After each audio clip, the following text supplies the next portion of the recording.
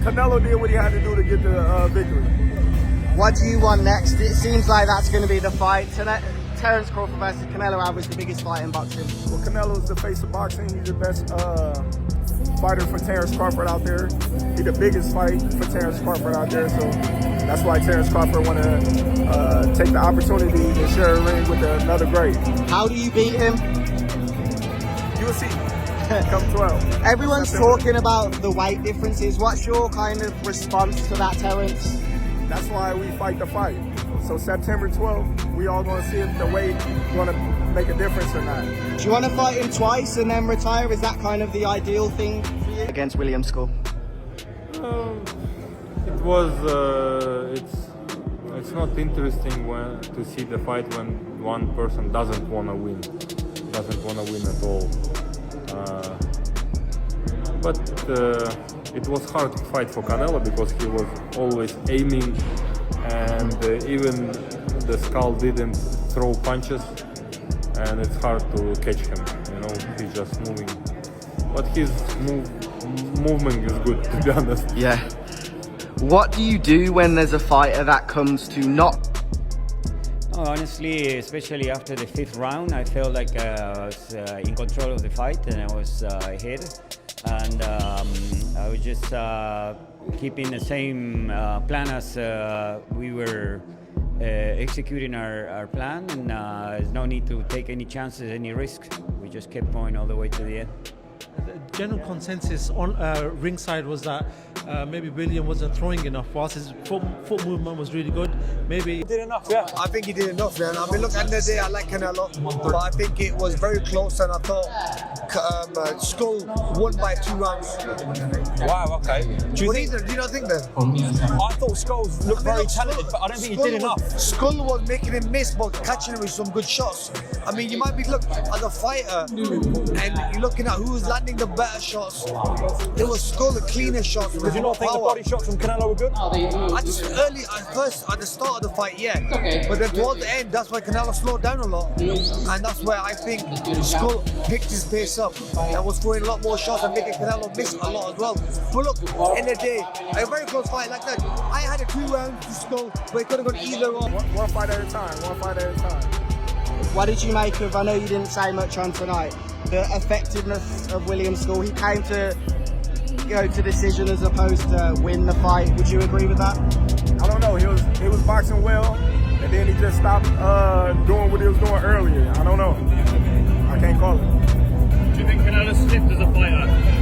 No, I don't. I just think that, William was doing a good job neutralizing Canelo power punches. He was just moving a lot. Do you think that's a style you have to employ in points of the fight? I don't know, because if you watch the styles that beat him, they didn't move a lot. They moved. William Skull was a bit negative in his approach in this fight. What did you make of Canelo's win? He done what he had to do, Canelo, but in terms of William Skull, I think easier said than done. I've not been in the position myself, so this is just kind of guesstimating, but I think if I was in the Canelo, I would have just had it out with him, man. Go out on your shield. You can already tell once they start moving around the ring, they've got the negative mindset, because we know, when you're fighting a champion like Canelo, you have to dominate. You have to do what Bivol done to him.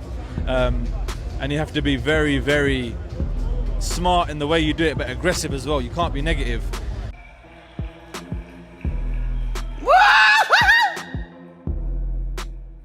What I want to say is what I want to say. Make me the co-main event.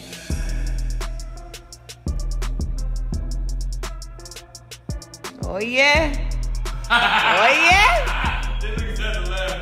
Oh yeah. Oh yeah. Oh yeah. No, he's mad. He got a tough fight ahead of him, so I saw his face. Oh man.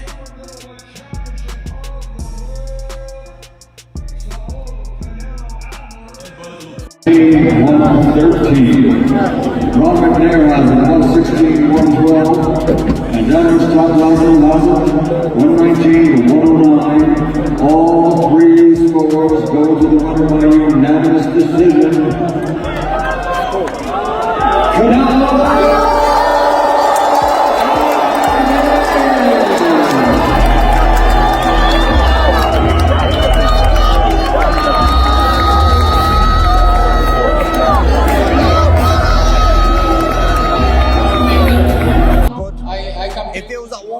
157 or 154, I say Crawford.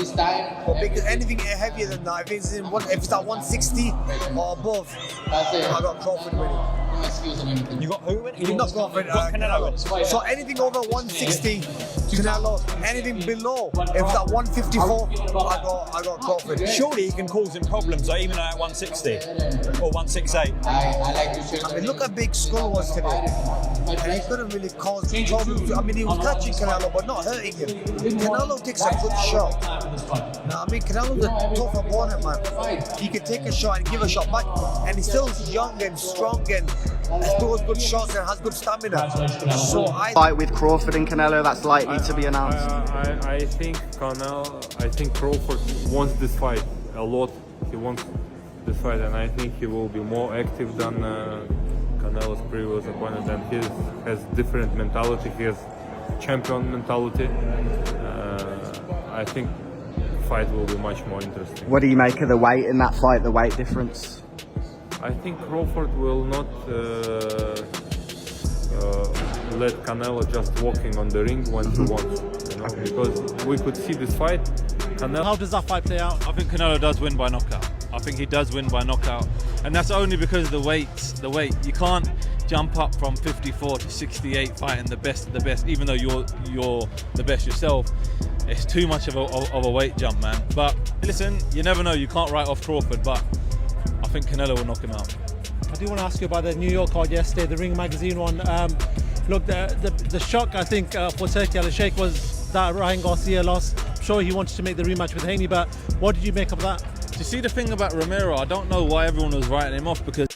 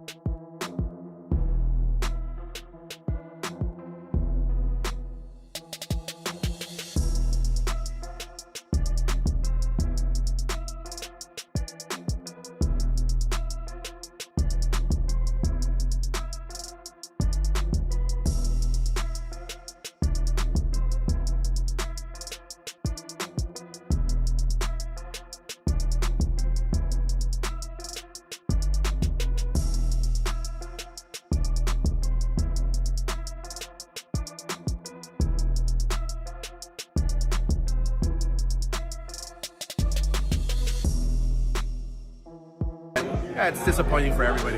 And Canelo has made a deal with Riyadh Season and he's fighting William School in May. What's your opinion on that fight, Oscar?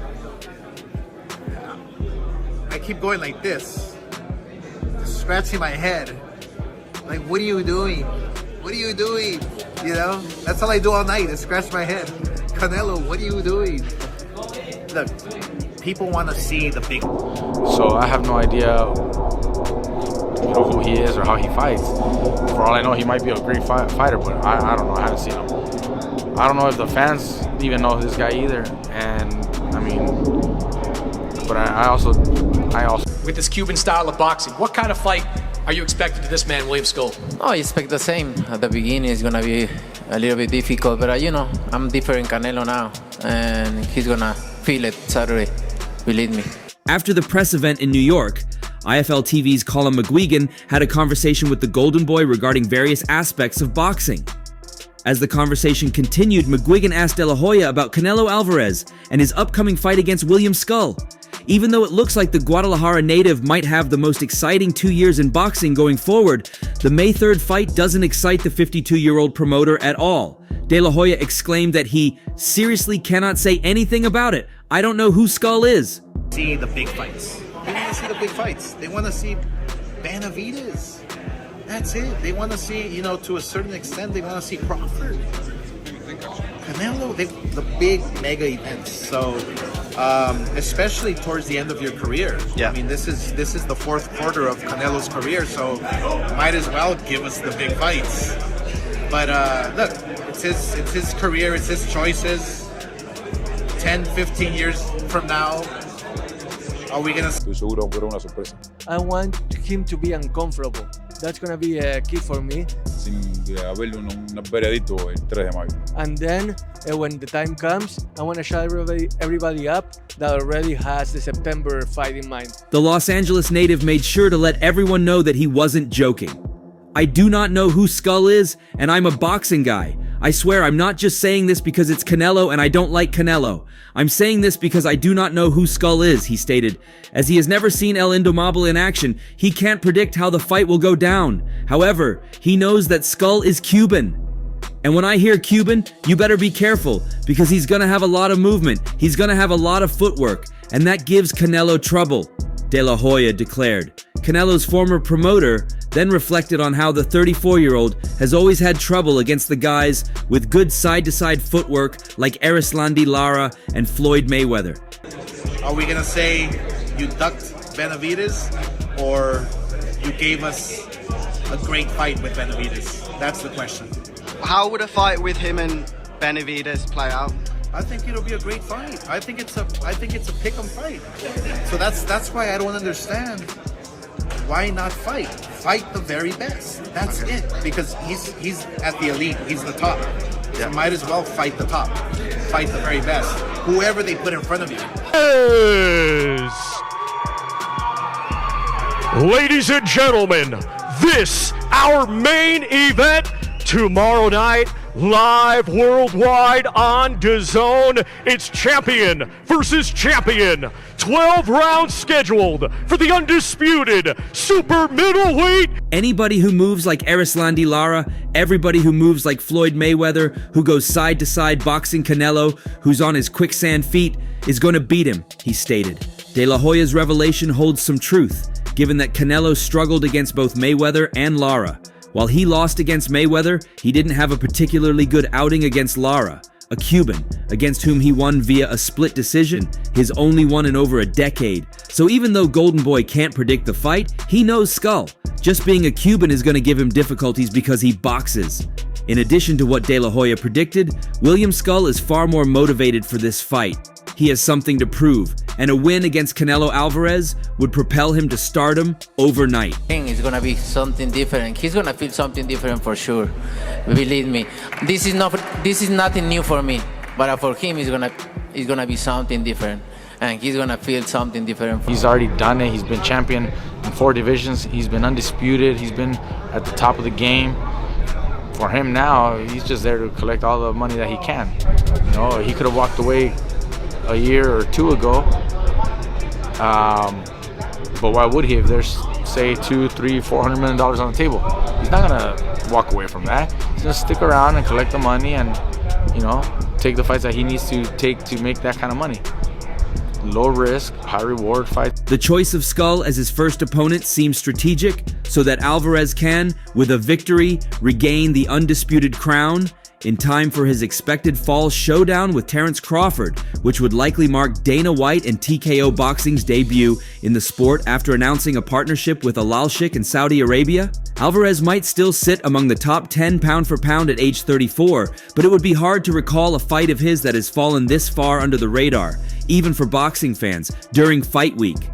Not only is Alvarez used to selling out Las Vegas arenas filled with his adoring Mexican and Mexican-American fans, his debut some 8,000 miles away in Riyadh will come in front of just 6,000 spectators, in a city mostly known from a boxing sense for its relaxed atmosphere in terms of crowds. Middleweight championship of the world.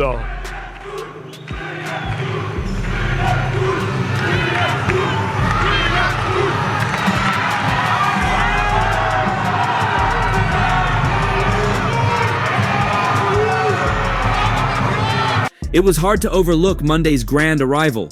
When Alvarez spoke to DAZN cameras on the red carpet outside the arena in Riyadh, the tiny handful of spectators that were present. "I feel great. I feel like I'm at home, and I've trained really well," Alvarez said on Monday. "This is something new for me, and I'm very grateful. This is one of my dreams to fight in other countries. I'm enjoying everything about it." This is important for me because Mexican fighters go to other countries as opponents. Now I'm here as the A-side in Saudi Arabia, and that opens the door to other fighters from Mexico, and I'm proud to do that for my country. Believe me, he say he's gonna eat me, but the only thing he's gonna eat is gonna eat this. Look, this. And although the 33-year-old Skull is unbeaten in 23 pro fights, he was known by only the hardest of hardcore fans as recently as 1 year ago. Skull turned pro in 2016 and fought 10 of his first 11 fights in Argentina before embarking upon a 7-year fighting residency in his adopted home of Germany. The only victories of note for Skull came in his last 2 fights in 2024 when he outpointed American journeyman Sean Hemphill in an 8-round bout on the Alvarez-Jaime Munguia pay-per-view undercard before edging out the unbeaten Shishkin in a less than inspiring performance.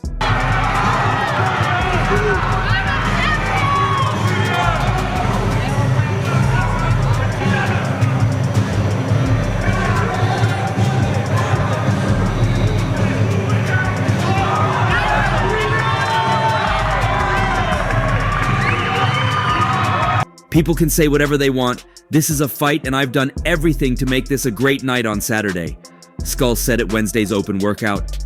I've been ready for this moment. It took me a while to get invited to the party, but I assure you, I will be taking home those belts.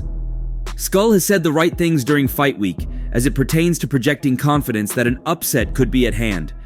But it's hard to imagine him having much success against a future Hall of Famer like Alvarez, whose only career defeats have come against fellow legends Floyd Mayweather and Dimitri Bivol. No real sort of big names, big lights. What makes you think you belong in the same ring as Canelo Alvarez? So, primero que todo, William, bienvenidos a Saudi Arabia. Un placer tenerte por acá. Y nada, estar peleando este sábado en la noche con Canelo Álvarez, que es un superstar. ¿Qué te hace sentir y saber que mereces estar en el mismo ring? La verdad que no.